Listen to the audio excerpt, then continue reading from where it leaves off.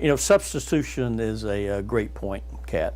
And it reminds me of, something that people really don't think of. And we get this a lot in the center, where a person will have a gastric bypass, because, they've been suffering from overeating. And so you could say that, maybe they had a food addiction. And, obviously eating was a solution for them. And obviously that solution created a bigger problem. And so they have a gastric bypass, and so they cut the observable behavior being overeating.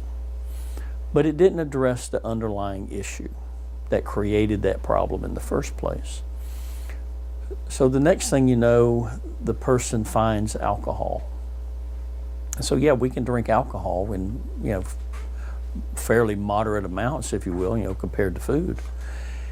And so the next thing you know, the person has substituted a food addiction, to alcohol, and has created an alcohol problem.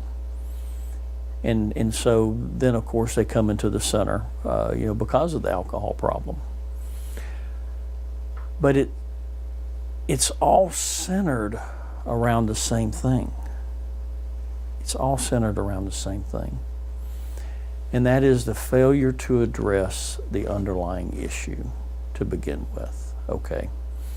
The roots, if you will, of the plant, whatever it may be for that individual.